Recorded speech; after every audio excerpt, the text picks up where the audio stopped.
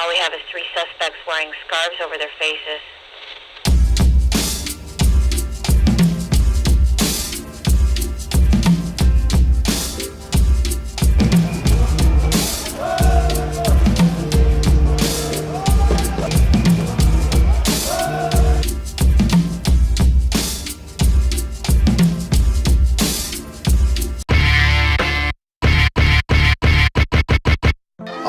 Yeah, it was pretty hard because. Oh, and a message, ladies and gentlemen, just like I was saying, this has been a fierce competition. What are we looking at? It has gone now to a sudden death. He looks at the keeper looks at him. He's going. What is? Oh, ladies and gentlemen, that turns out to be the end of the competition. What a wonderful competition we're having. Ladies and gentlemen. Sorry for that. Sometimes when you're involved in soccer, it's pretty hard to keep your, My name is Friday Zico. I started getting involved in soccer when I was in high school. Went to Melbourne Senior High School. Growing up as a kid from a different country, it was pretty hard. I came from South Sudan. I moved from Uganda, and during the civil war and stuff like that. So my parents applied for asylum, and we came over to Australia, Perth. That was in 2004, and then from there on, started learning English, and from there I started learning English, and it was pretty hard because adapting to life in Australia was pretty difficult. And first of all, we didn't know the language, and the language was pretty challenging as well. We only knew my language, which was Acholi, and it was pretty hard, which culture shock in most ways, and the most challenging was always being able to adapt to new culture, new weather, new people. So it was pretty difficult.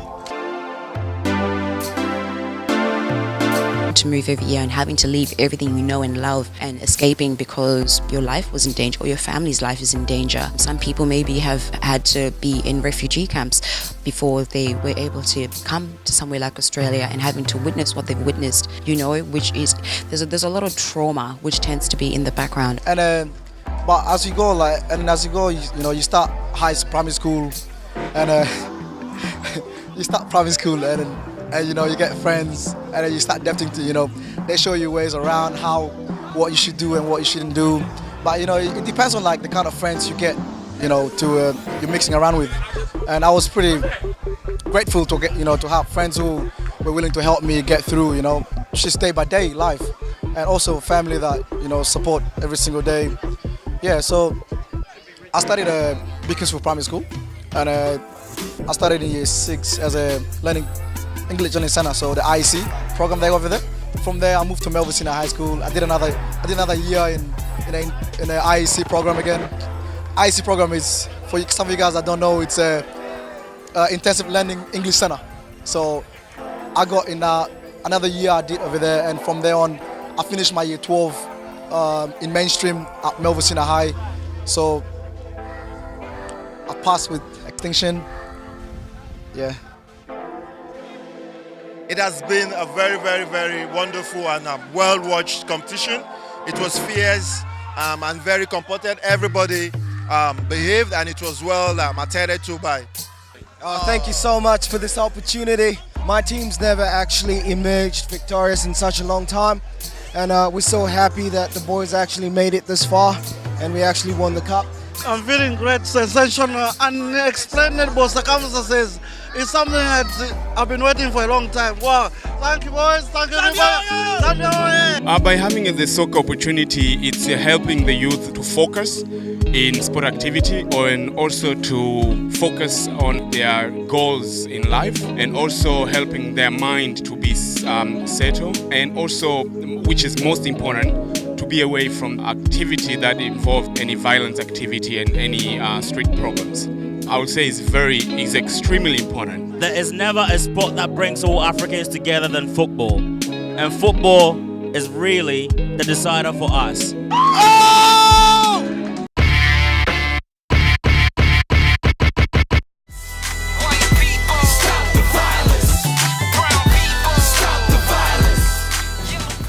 not want to see someone else go through. Unfortunately, we see it repeating itself every now and then. My experience in the violence area is I lost my own brother in 2013. You know, when someone dies, someone that just walked away from home, someone that has never been sick, it becomes really difficult to come to terms with it.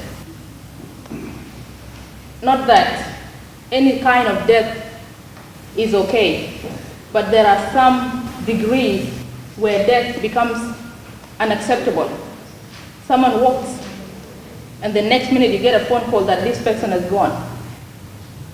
This violence, I can call it a coward kind of violence, because my brother was killed by someone he did not know.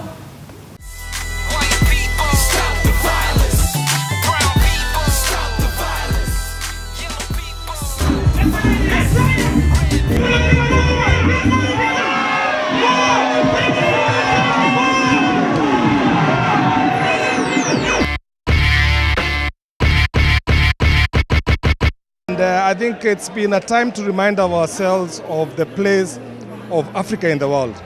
Africa is the continent of the future.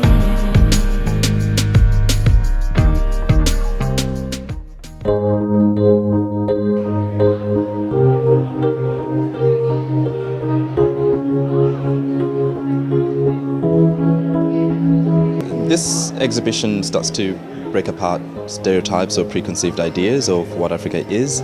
It's called Urban Access because for a lot of people Africa is very rural, so you ask them to paint a picture and all they talk about, is the safari, the landscapes, but never really about the city.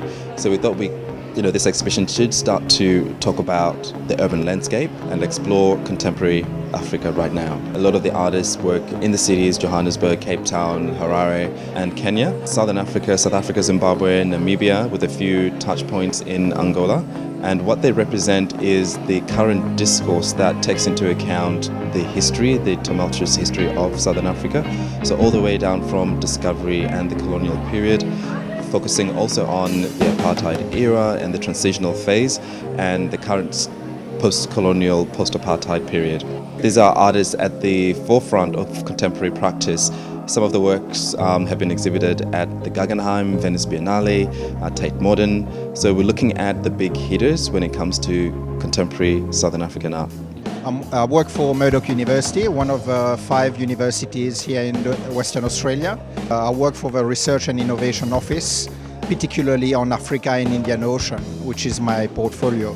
All of us, part of the African diaspora, were contributing to eliminating stereotypes about Africa and us Africans. It's liberating because it shows that Africa is coming into the 21st century. This exhibition is a way of connecting 2 continents for the first time in a really interesting and comprehensive way, presenting a face of contemporary art in both Zimbabwe and South Africa with a view to saying we're all in this together. I know Africa is far away, but not as far as you think, and that's part of what we are trying to get to.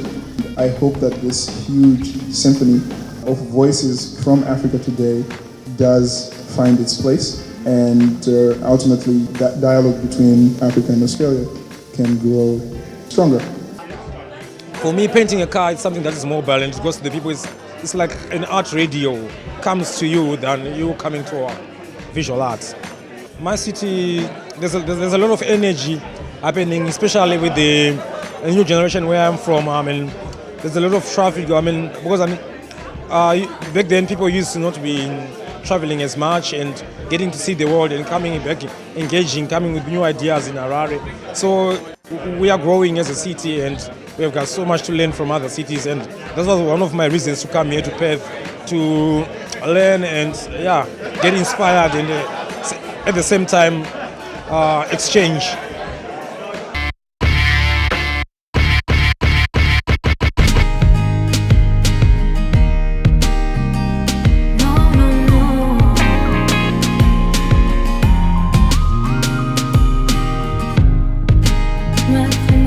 My afterlife, and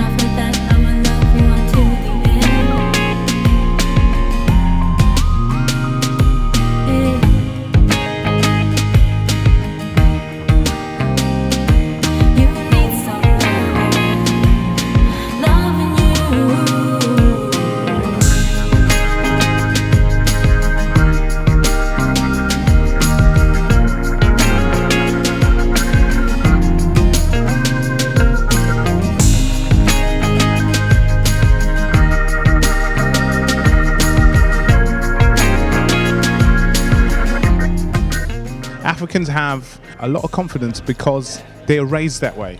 I'll give you an example. My family and my tribe and my culture is all about self-confidence and being told our tribe can achieve more just because we're from our tribe. It teaches you to believe in yourself.